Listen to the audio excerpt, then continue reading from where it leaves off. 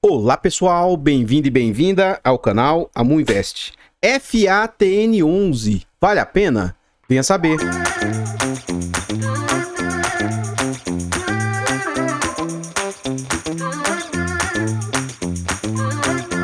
Então pessoal, antes da gente saber mais a respeito desse fundo imobiliário, eu gostaria de pedir humildemente, por favor, deixa o like no vídeo e comenta para nós. E aí, você conhece esse fundo imobiliário? Sabe em que ele investe? Setor de atuação? Comenta aí que seu comentário é muito importante para o crescimento e desenvolvimento do canal. Compartilhe o vídeo com as pessoas que você conhece, nos ajude a levar conhecimento e educação financeira a mais pessoas. Like, comentário e compartilhamento é de graça, não custa nada e vocês vão nos ajudar imensamente. Temos o grande objetivo de tentar alcançar 10 mil inscritos até o meio do ano. Será que a gente vai conseguir? Conto com a ajuda e colaboração de vocês. Temos também a opção de membro. Tá gostando do canal e quer nos apoiar financeiramente? Clique no botão azul de Seja Membro e saiba mais. Tornando-se membro, você vai fazer jus a vários benefícios, tais como acesso antecipado a vídeos, participa do grupo fechado do Telegram e tem preferência quando pede um vídeo aí no canal. Muito obrigado aos últimos membros do canal, o Leonardo, o Bruno Gava, o Paulo Soares. Obrigado mesmo. Esse vídeo foi uma sugestão do George NV. Fala o seguinte: muito obrigado pelo vídeo, amor. Poderia fazer um vídeo do FATN, por favor? Valeu, abraço. O que eu quero explicar para vocês, pessoal? Os pedidos de vocês, se não for membro, eu não consigo atender de imediato, de pronto, tá? Porque eu tenho toda uma programação, tem vídeos que eu sei que já vai bombar, que eu tenho que colocar, porque o canal precisa de visibilidade, precisa de crescimento. Então, na medida do possível, eu vou atendendo o pedido de vocês. Às vezes demora um pouquinho, às vezes um pouco menos, mas sempre eu tento ajudar vocês aí, tá bom? Nós temos um outro grande objetivo até o final do ano. A gente quer ver se consegue tirar uma certificação CEA. Essa certificação ela é cara, seria em São Paulo, teria passagem, hospedagem, coisas nesse sentido. Então, se quiser nos ajudar nessa empreitada, faça-nos uma doação de qualquer valor para o Pix do canal, amuinvest@gmail.com. Isso vai nos ajudar imensamente. Se vocês quiserem também, a gente presta consultoria, mentoria, ajuda na estruturação de uma carteira, coisas nesse sentido. Qualquer coisa, manda um e-mail aí para o canal amuinvest@gmail.com que a gente explica isso melhor, tá bom? Vamos lá. Esse fundo imobiliário é um fundo de tijolos. Segundo eles, é um fundo híbrido, tá? Apesar de atualmente só ter lajes nele. Ele é de mês 6 de 2020 e é de base 100. BR Capital é a sua gestora, mandato renda, e ele tem uma liquidez baixíssima, de apenas 5 mil por dia. E isso aqui, até para pequeníssimos investidores, pode ser uma problemática. Por quê? A partir de R$500 de movimentação, talvez você já consiga enfrentar uma altíssima dificuldade. Então, cuidado caso você opte por entrar no fundo. Tem problema entrar no fundo? Na minha visão, não. Mas você tem que estar ciente que você vai enfrentar dificuldade na entrada e, se precisar, pelo menos nesse atual momento, na saída. Os usuários do site não deram nota, ele não faz parte do Unifix e conta ali com 830 mil cotas. É um fundo que, apesar de tudo, apesar do cenário preocupante, né, o cenário como está atualmente, ó, ele não tem enfrentado um deságio alto das suas cotas, tá? Talvez em razão da baixa liquidez, o baixo número de cotistas, situações nesse sentido. Então, seu PVP atual está em 0,98. O valor patrimonial dele atual é 84 milhões e o mercado está aceitando pagar 82 milhões. Então, é um fundo de base 100 em que suas cotas valem 101 e o mercado está aceitando pagar 98. Ele não tem tanto deságio assim. Esse fundo, ele aparece lá nos top 20 FIIs de lajes. Então, se você ainda não conhece essa série, coloca aí Top 20 FIIs de lajes, Amu Invest, que você vai achar essa série. Eu faço ela uma vez por mês e a gente vai vendo a evolução, como que os fundos vêm se comportando, e esse fundo lá está. Ele tem pouquíssimos cotistas e 385 cotistas, tendo fevereiro como base. Nesse slide a gente vê o quanto o fundo está negociando, e aí você vê esses picos aqui para cima e esses picos para baixo aqui, ó. Geralmente isso aqui se dá com fundos com baixíssima liquidez. Então, do nada, o fundo, olha, ele saiu de 100 para 92 reais. Do nada ele sai de 94 para 110. Então, essas oscilações são para fundos de baixíssima liquidez, porque provavelmente vai ter poucos cotistas, muita concentração de cotas. Um cotista que se disposicionar ou alguém que fizer um movimento no mercado aí pode, assim, machucar as cotas, né? Tanto para cima quanto para baixo. Então, esse fundo atualmente está em 98, a mínima foi 89 e a máxima 106, isso no último ano. O mês 10 de novembro do ano passado foi o momento em que os fundos foram bem depreciados, mas a gente vê que na média é um fundo que não tem tanta oscilação assim. E atualmente o fundo vem com tendência de queda, como todo o mercado, mas ainda assim, né, próximo dos R$100 é o fundo que não está se descolando tanto. Um ponto positivo é que o fundo, desde que veio ao mercado, não vem enfrentando dificuldades. É um fundo, depois a gente vai ver dentro do seu relatório gerencial, é um fundo que está com a taxa de vacância até aceitável, tá? E ele vem com estabilidade dos seus rendimentos. E assim, pelo menos até então, eu vejo isso aqui como sendo muito positivo. Crescente, sabe, estável e cada vez crescendo mais. Sinal que ele tem conseguido, por exemplo, repassar os reajustes para os inquilinos que ele possui. Atualmente, a última entrega do fundo foi de 78 centavos. Nesse slide a gente vê as últimas do fundo, né? Então a gente vê que ele ficou estabilizado por 67, e aqui começou a ter algumas oscilações, 74, 75, 71, 79, 76 e a última 78. Então, atualmente, como ele conseguiu aumentar o rendimento do fundo e as suas cotas se mantiveram mais ou menos estáveis, até com uma pequena queda, o yield atual do fundo está orbitando entre 79, 83, 75. Eu, particularmente, para fundos de tijolos, eu não me posicionaria por menos de 60%. E um fundo igual a esse, que na minha opinião, teoricamente, né, é um pouco mais arriscado, eu não me posicionaria por menos de 70%. Nas mentorias e consultorias que eu tenho prestado, e também nos vídeos, tá? Eu tenho tentado ensinar, entre aspas, tá? Uma técnica que é bem simples, não é valuation, você não faz o valor justo da cota, mas sim o preço teto da cota. Qual seria o máximo que eu vou entrar no ativo, tendo em vista o quanto eu quero receber? Eu não faço isso aqui sempre, mas eu vou mostrar para vocês aqui, ó. Então, só para parâmetros, tá? Vamos voltar aqui, ó. A gente vê que ele está sendo negociado a R$ 98,85 na data que eu gravo esse vídeo. Então, olha só. Eu quero exigir 0,70 de yield, tá bom? Eu quero 0,7, vou fazer um cálculo aqui para vocês. E eu vou tomar por base, não 78, eu vou tomar por base 76 centavos, que foram as duas últimas entregas, as três últimas passadas aí. Então o que você faz? Você pega o dividendo entregue, e o ideal seria você pegar uma média, né? Mas essa média que ela vai estar... eu vejo isso como positivo, vai estar distorcida para baixo, porque ele vem numa crescente, e se ele vier numa decrescente, ele vai estar distorcida para cima. Você vai pegar o yield, o dividendo entregue, vai multiplicar por 100, e você vai dividir isso pela taxa. Só que a taxa você vai usar assim, se você quer 0,7%, você vai colocar dividido por 0,7 aqui, ó, 0,70. O que você observa? Eu posso pagar até R$ 108,57, que eu vou ter um retorno de 0,7%, desde que o fundo continue entregando 76 centavos. Então, vamos supor que agora não, Amu, eu não aceito 0,7 para esse fundo não. Nesse fundo eu só entro se ele me pagar 0,8. Então vamos calcular aqui mais uma vez e depois a gente vai para frente. Então olha só, 0,76 vezes 100 dividido por 0,8. Eu só aceito 0,8%. Aí o máximo que eu posso pagar é R$ 95. Então, com essa ideia de preço teto, dá-se uma noção para você aliar junto com o PVP, junto com outros indicadores, e aí, assim, você se sente um pouco mais seguro de saber qual o mínimo ou o máximo que você pode se posicionar no ativo. Então, o fundo vem com 8,74 de entrega nos últimos 12 meses, que para um fundo de tijolo eu acho mais do que aceitável. Para um fundo... hoje, bons fundos aí, como HGLG, PVBI, que eu reputo ser fundos bons, é 0,6, que isso vai dar mais ou menos 7,2, 7,5 ao ano.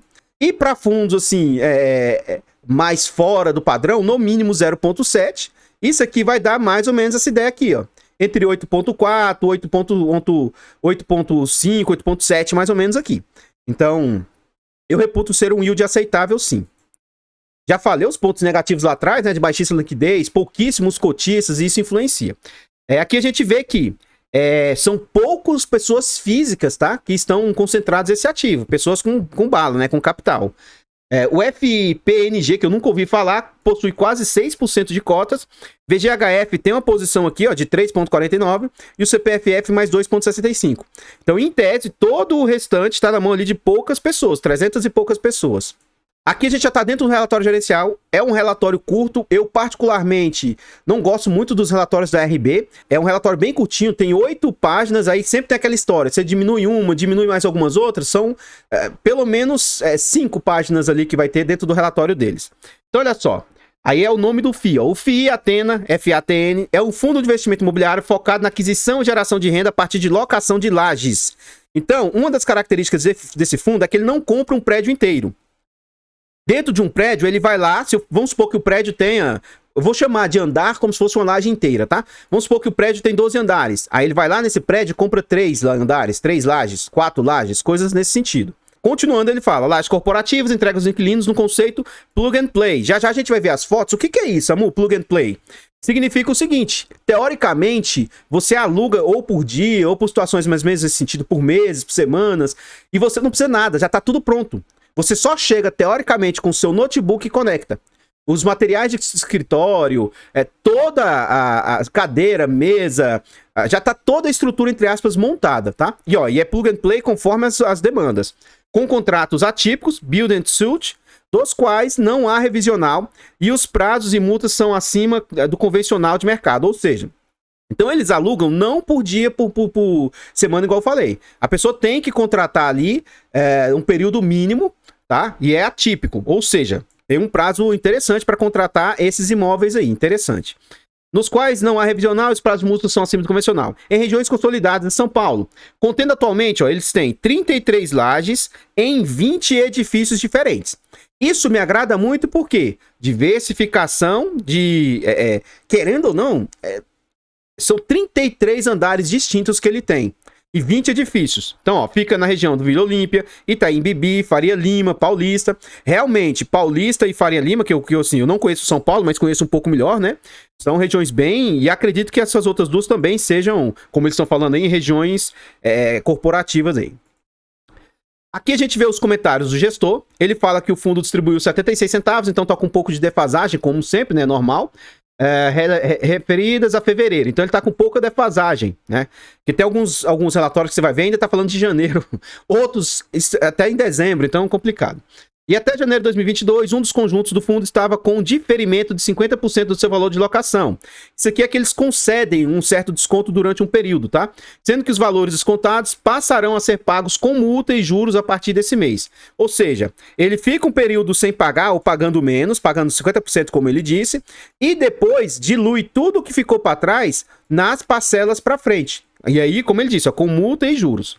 No mês de março ocorrerá a integralização de 5 novos imóveis, Eles estão crescendo, somando mais 914 metros quadrados à ABL. Isso aqui é uma quantia pequena frente ao mercado que a gente vê, né? Mas profundo, é muito interessante.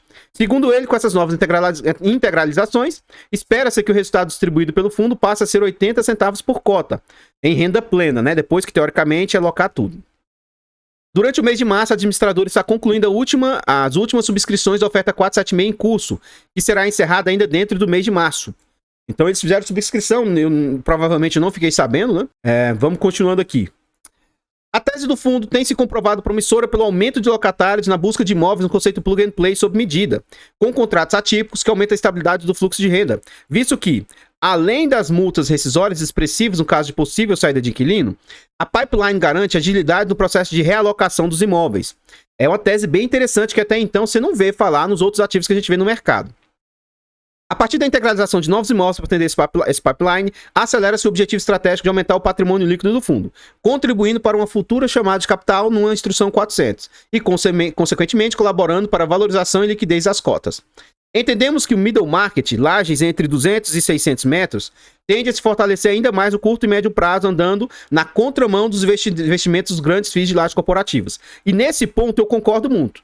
Após a situação pandêmica, acredito eu que, se antes uma corporação alugava um prédio inteiro, ou ele alugava ali 5 lajes, acredito que hoje talvez não vai ter mais todo mundo, porque boa parte dos serviços dá para funcionar à distância, né, pelo teletrabalho, ou até mesmo assim, o rodízio, né?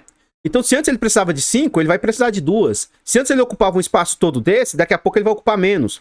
Então, o que ele quer dizer é que espaçamentos menores talvez passem a ser muito mais procurados. Eu acredito que isso aqui seja uma tendência, sim. Não dá para falar que vai ser tudo assim, porque ainda existem grandes corporações, né? Mas eu acredito que isso seja uma tendência, sim. Vamos à frente. Aqui é um ponto que, gravem isso aqui, e aí é um ponto que me chama a atenção. Quando eu olhei só o cálculo que eu fiz, eu não entendi o porquê disso. Agora, tendo em vista a tese do fundo, agora eu vejo como aceitável, tá? Mas eu já vou explicar melhor. Vamos lá. Atualmente o fundo conta com 95% de ocupação. Cara, para os fundos hoje, isso aqui é altíssima ocupação. Porque a gente vê os fundos de laje sofrendo com 10, 15, 20. Você pega um HGRE, que é um excelente fundo, um dos melhores do mercado, com 30% de vacância. Aí você vê um XPPR, um RBRP, fundos com também 40%, 50% de vacância, o BRCR. Então, esse fundo tá de parabéns com baixa vacância. Agora, apesar dele falar que os contratos são contratos atípicos, isso me chama atenção. Ó, 4% vai vencer em 2024, 46% vence em 2025. Para um universo de investimentos, tá? Se vocês começam a abrir os olhos, vocês vão entender que isso aqui é um médio prazo, né? Apenas, assim, teoricamente, 1, 2, 3 anos está vencendo. Então isso aqui é um pouco preocupante. Tem-se que acompanhar e mais próximo saber se isso aqui, né, como que isso vai se comportar ou não. E 50% começa a vencer a partir de 2026. Aqui ele mostra mês a mês de onde está vindo as receitas. A gente vê que não é estável, né, que tem pequenas oscilações. Vamos à frente aqui. Aqui a gente está na DRE do fundo. Outro ponto que para mim é um pouco... eu não gostei, é que os contratos estão 100% indexados a IGPM. E não que eu não goste de ser IGPM, é porque IGPM ele tem uma volatilidade muito alta e o pior, nem sempre consegue se repassar isso aos inquilinos. Então isso aqui para mim não é muito interessante. A taxa cobrada pelo fundo é 0,8 sobre o patrimônio, então para mim isso aqui é bem aceitável, mas eu não sei calcular isso aqui. O que eu faço? Vamos para a prática. E aqui que me chama a atenção, tá? Eu ia fazer uma crítica antes de entender a tese do fundo e agora nem vou criticar tanto. Mas olha só, vamos lá. Despesas. Pelo menos a gestora faz um destrinchamento das despesas. Despesas operacionais, julgo eu, fui até no final do relatório que algumas gestoras, eles colocam tipo um glossário para você saber o que realmente significa isso, o que está sendo cobrado. Eu acredito que as despesas operacionais são as despesas para manter o imóvel, tá? Como se fosse PTU, coisas nesse sentido, como se fosse condomínio, situações assim. Então, eu achei caro, só que sem entender a tese antes, tá? E aí, as despesas que realmente vão para o gestor, acredito eu que sejam despesas administrativas, que são essas aqui. Posso estar enganado, mas o ponto essas despesas totais machucam muito o resultado do fundo, ó. Chegam a representar 33%. Isso aqui para mim é negativo. Então, se não tivesse tanta despesa assim, esse fundo poderia estar performando bem mais ainda. Já é um bom valor, na minha humilde opinião, é um bom valor, só que isso aqui machuca muito o resultado do fundo, tá? Vamos calcular apenas esse valor, que na minha opinião é o que vai para o bolso do gestor, e para mim é o que interessa, saber o quanto o gestor está sendo remunerado por aquilo que ele faz, e se você for entrar no fundo, você tem que aceitar isso aqui, ó. Uma despesa alta, mas que o fundo, querendo ou não, entrega resultado frente a essa receita alta. Então vamos lá aqui, ó, vamos lá. A gente vai pegar aqui fevereiro, 64 mil vezes 100 e vamos dividir pelas receitas que foram 986. Então tá representando ali 6,5%, para mim totalmente aceitável. Vamos ver nos últimos 12 meses, vamos pegar 644 vezes 100 e vamos dividir por 8.511. Então, nos últimos 12 meses, a despesa do gestor ficou em 7,5%, totalmente aceitável. Aqui a gente vê a disposição dos seus ativos que ele investe, né? 65% das lajes que ele possui está no Vila Olímpia, 17% Berrini, 9% Faria Lima, 6% Itaim Bibi e 3% na Paulista. E aqui você vê o conceito, ó. Quando eu fazia vídeo lá do top 20 FIIs, né, de lajes do mês, que eu sempre faço, esse fundo faz parte lá, eu nunca havia me atentado, e agora faz sentido a tese, né? Note que estão todos os imóveis aqui, as lajes que ele possui, montadinho, ó, dá para você ter uma noção, né, de cada um dos seus ativos. Eu não vou ficar destacando um por um, mas o ponto que eu quero trazer quando eu trago imagem dos imóveis é o seguinte, pessoal. Eu estou gravando esse vídeo na quinta-feira, antes do feriado. E na quarta-feira, o HCTR caiu muito. O ponto que eu gostaria que vocês passassem a olhar é o seguinte: FATN, ou HCTR11, ou qualquer outro ativo que você tenha. Passe a se preocupar com os ativos internos que o fundo possui. Passe a se preocupar com informações oficiais. E aí, não fique tomando decisões emocionais. Tome decisões racionais a respeito de algo. Quem sou eu para dizer se você deve ou não ficar no ativo, se você deve ou não comprar o ativo? Em consultas fechadas, por enquanto eu não posso fazer indicação de ativos. Eu espero que após eu tirar a certificação eu possa vir a fazer. Mas Se eu fosse fazer a indicação, seria somente numa consulta fechada. Eu não posso ficar falando geral para todo mundo, ó, compra e venda. Não é, isso não é ético, não é o correto. E não cabe a mim dizer se você deve ou não comprar, se você deve ou não vender. Mas o fato é, olha que isso aqui existe um imóvel por trás. E olha o padrão da qualidade dos imóveis, tá bom? Então, assim, é algo de altíssimo padrão, não é um imóvel qualquer. E é uma tese que, teoricamente, não tem no mercado, né? Isso aqui me chama atenção bem positivamente, ó. Virando a página, a gente tem mais imóveis, ó. Você vê que são todos imóveis internos totalmente decorados, totalmente prontos para trabalho. Imóveis de altíssimo padrão, de altíssima qualidade. Então, na minha opinião, é justificável essa despesa que o fundo tem, né? De despesas administrativas. Mas, bem positivo aí, na minha humilde opinião. Então, pessoal, o que eu tinha para trazer a respeito do FATN são somente essas informações. Eu gostaria de pedir e reforçar, por favor, deixa o like no vídeo e comenta para nós. E aí, o que você achou desse fundo? Você gostou da tese? Você gostou do que você viu? O único alerta que eu quero te fazer é o seguinte, cuidado! Veja os prós e os contras, veja os riscos que tem por trás de liquidez, os riscos de poucos cotistas, de alta volatilidade, você pode enfrentar dificuldade, mas acredito que a gestora venha fazendo um bom trabalho nesse fundo aí. Não sou cotista, não tenho interesse de ser, mas esse meu ponto de vista não é uma indicação de compra, venda ou manutenção do ativo, mas confesso que gostei muito da tese aqui apresentada. Por favor, compartilhe o vídeo, nos ajude a levar conhecimento e educação financeira a mais pessoas. Like, comentário e compartilhamento é de graça, não custa nada e vocês vão nos ajudar imensamente. Ajude-nos a alcançar 10 mil inscritos, se inscreva no canal e ative o sino. Torne-se membro do canal a partir de 10 centavos por dia. Isso não vai te apertar, mas faz muita diferença para nós. Faça-nos uma doação de qualquer valor no Pix do canal, amuinvest@gmail.com. Isso vai nos ajudar imensamente. Se quiser fazer uma consultoria, mentoria, estruturação de carteira, procure-nos no e-mail do canal, amuinvest@gmail.com. Eu espero que tenha gostado aí, ó, Jorge. Muito obrigado aí, eu espero que tenha gostado, tenha sido agregador, que tenha trazido algum conhecimento aí. Eu vou ficando por aqui, vou deixar passando alguns slides a respeito desse fundo e eu espero encontrá-los nos próximos vídeos. Fiquem todos com Deus, tenham uma boa tarde e fui!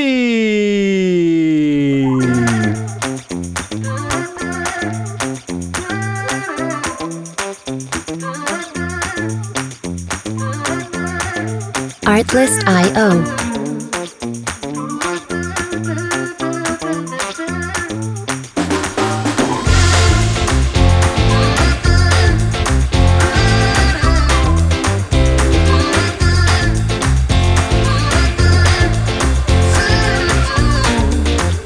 Music licensing reimagined.